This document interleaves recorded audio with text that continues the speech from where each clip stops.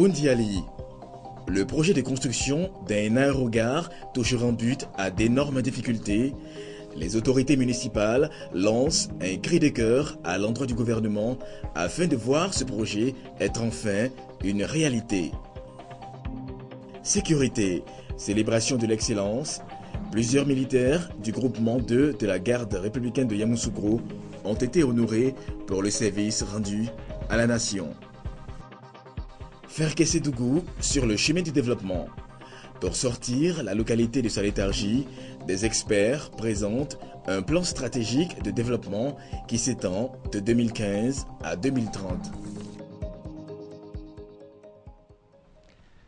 Bonsoir à toutes et à tous, bienvenue dans cette édition. Avant tout propos, je voulais m'acquitter d'un devoir, celui de former le vœu de bonheur et de paix à tous les Ivoiriens. En effet, je souhaite que 2015 apporte beaucoup de bonheur et de prospérité à tous les Ivoiriens. Cela dit, à Boundiali, un aérogare a été construit dans les années 80 par feu le président Félix Houphouët-Boigny. Aérogare aujourd'hui fermé.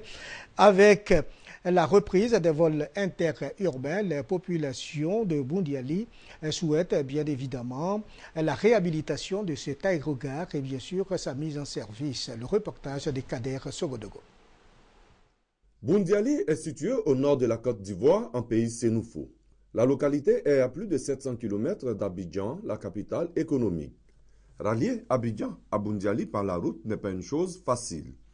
C'est donc dans cette vision que fait le président Félix Houphouët-Boigny, dans le cadre d'un vaste programme d'investissement au nord du pays, va doter Boundiali d'un aérodrome pour permettre aux vols interurbains d'assurer une desserte. Malheureusement, les choses vont se gâcher avec les difficultés de la défunte Air Ivoire. Les vols ne sont plus assurés entre les villes et l'aéroport de Boundiali va se dégrader. Avec la reprise des vols, les populations, par la voix du chef canton, souhaitent qu'on n'oublie pas Boundiali. L'aéroport que Houphouët nous a donné, nous voulons que vraiment on reprenne les activités sans vraiment faute, parce qu'on en est dans les besoins. Je souhaite que l'État de Côte d'Ivoire vraiment nous aide, la population est dans les besoins. La mairie, quant à elle, est prête à jouer sa partition pour redonner à cet aérodrome son lustre d'antan. La piste d'atterrissage fait environ 2 km. Notre appel, nous on veut l'aérodrome à Boundiali. Parce qu'on a quelques kilomètres de Korogo, on voit le trafic des véhicules.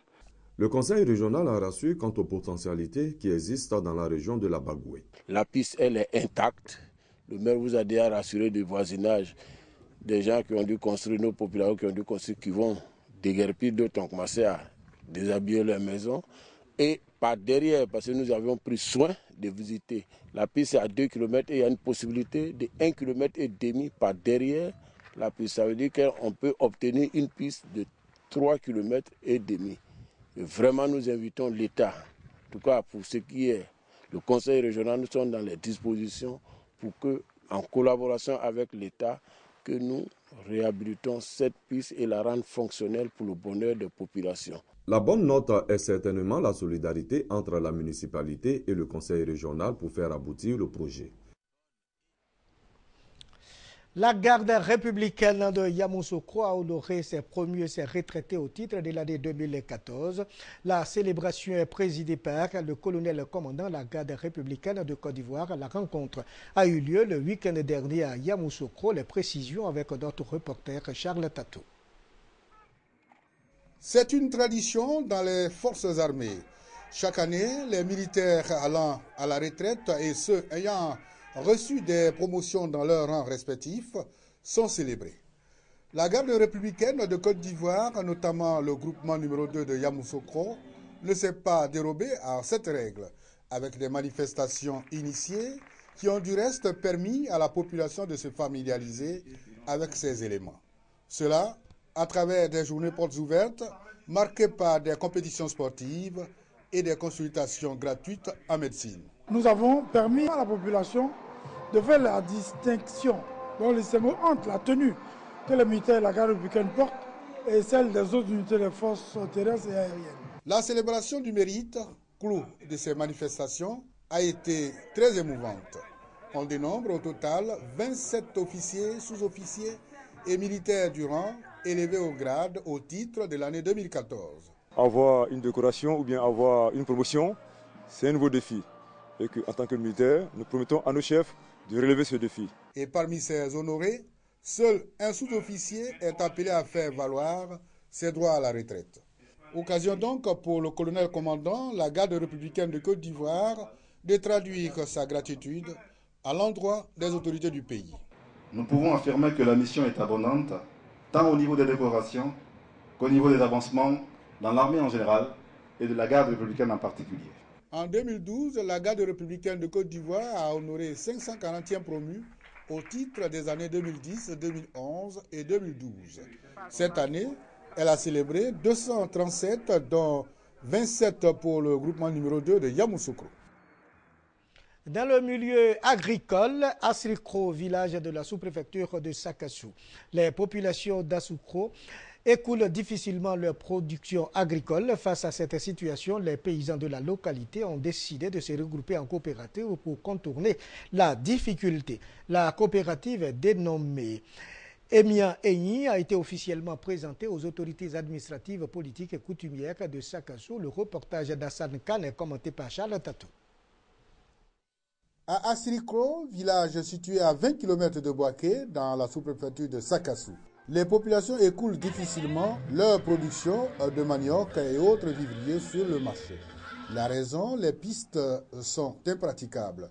Conséquence, les producteurs n'arrivent pas à bénéficier pleinement des fruits de leur labeur.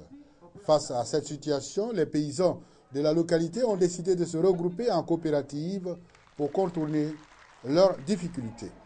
La coopérative dénommée Emia Enyi a été officiellement présentée aux autorités politiques et administratives et coutumières de la région.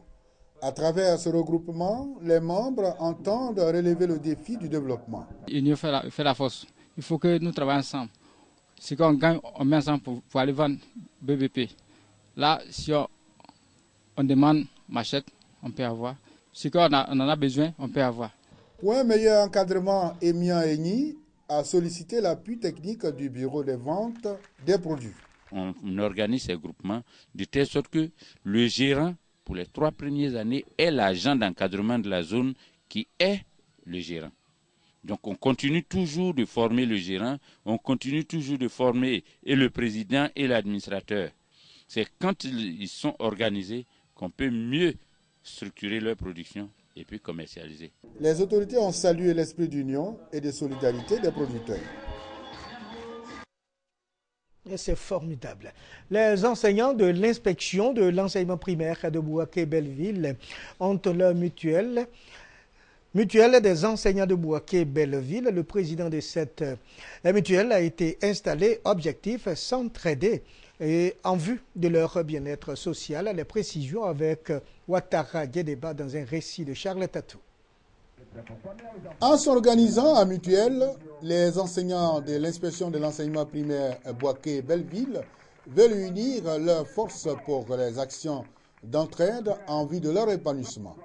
Le président de la mutuelle a été installé officiellement en présence des responsables de l'inspection.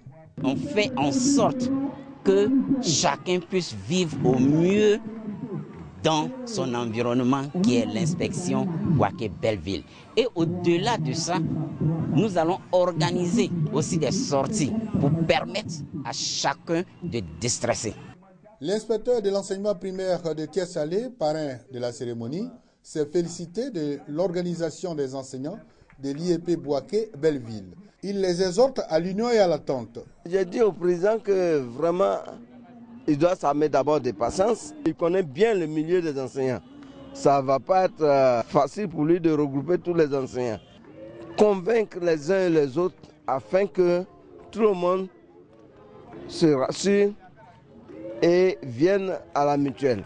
Leur expliquer davantage les bienfaits de la mutuelle. C'est à ce seul prix qu'il va récolter du monde. L'inspection de l'enseignement primaire de Belleville est composée d'environ 350 enseignants. Quant à la mutuelle, elle a été mise en place en novembre 2014 et le bureau exécutif compte 25 membres. Le conseil régional des jeunes de Bouaké initie une rencontre avec le conseil régional de Bouaké et les populations du quartier zone industrielle de Bouaké au centre des échanges. Les difficultés des populations de ce quartier présentées au président du conseil régional, Jean-Kwasi Abonois, président du conseil régional. L'église catholique et la grande mosquée ont reçu des tonnes de ciment et de sable. La jeunesse du quartier zone industrielle de Bouaké veut rapprocher les populations de son quartier en faveur de l'unité de ceux qui y habitent. Sa rencontre initiée a permis au conseil régional de Bouaké de rencontrer cette population en vue d'échanger avec elle sur toutes les questions relatives à la cohésion sociale et au bon vivre dans leur quartier. La voie qui relie ce quartier aux autres se trouve dans un état de dégradation très avancé, au point que les taxis-motos sont le seul moyen de déplacement.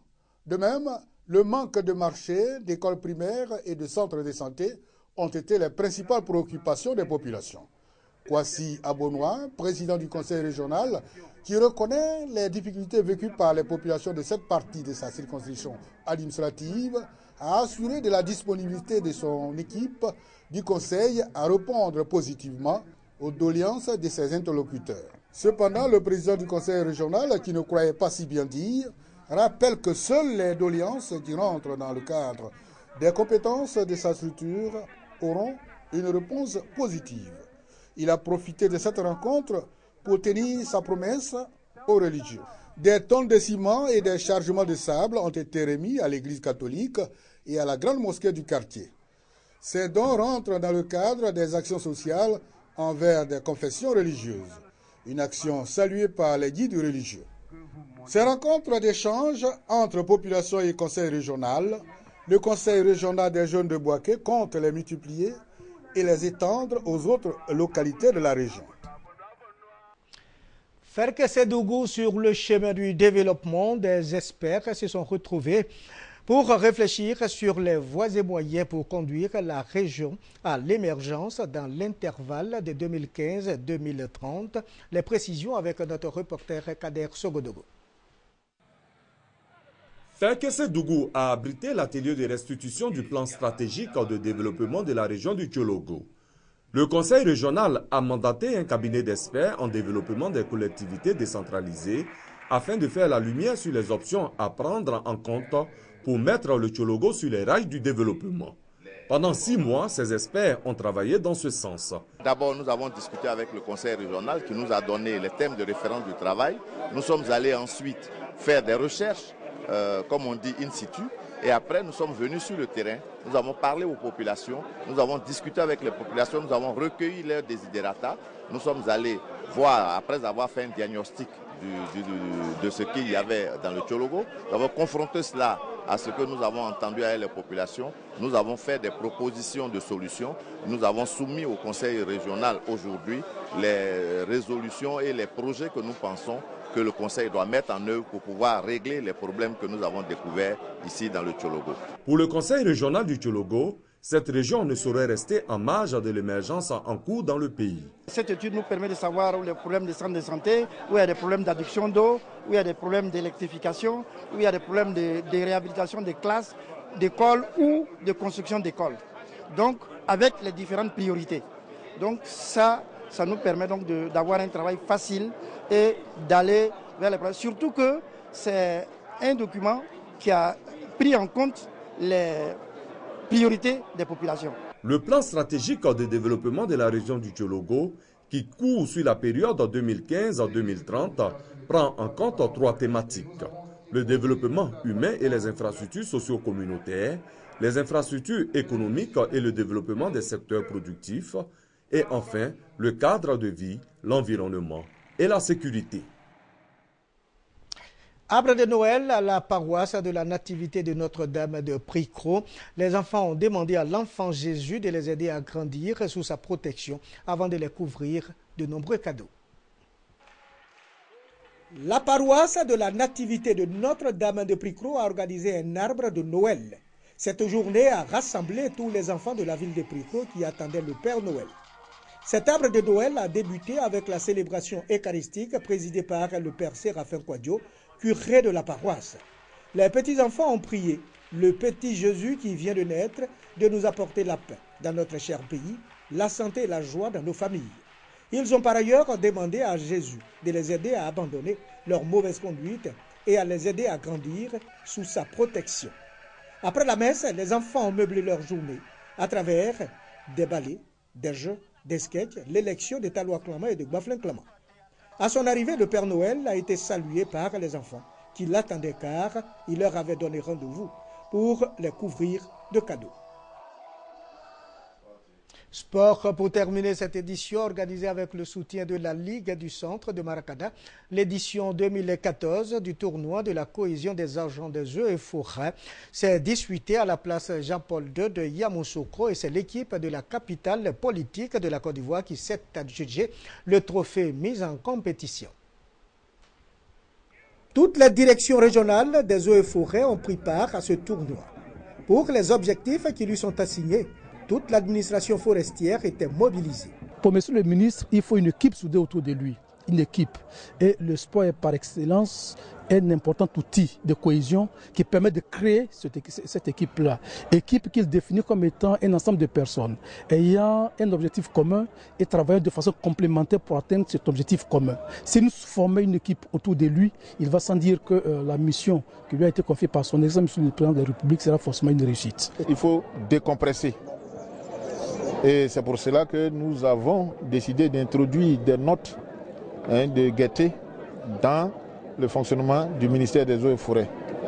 Et cela veut dire quoi? Cela veut dire que non seulement nous devons rester vigilants quant à ce qui concerne l'accomplissement de notre service, mais nous devons rester amis pour qu'il y ait une meilleure productivité dans notre entreprise. Les rencontres âprement disputées n'ont laissé aucune place aux équipes les moins préparées. Ainsi, à Cédéron en finale, Yamoussoukro qui a défait Séguéla en demi-finale par 2-1. Et Bouaké qui a pris le meilleur sur Abidjan au tir au but. Et c'est l'équipe de Yamoussoukro qui s'est adjugé le trophée mis en compétition par le score de 3-1 face à Bouaké. Pour le capitaine victorieux, l'endurance a fait la différence. Il faut dire que c'est l'endurance. C'est l'endurance et puis l'expérience. On allait petitement, mais on savait où on partait. Toutes les équipes mijotent leur revanche 2015 promet. Voilà, c'est la fin de cette édition. Une fois de plus, bonne année à toutes et à tous. Que l'année 2015 vous apporte beaucoup de joie, beaucoup de bonheur, beaucoup de prospérité. Au revoir et à très bientôt.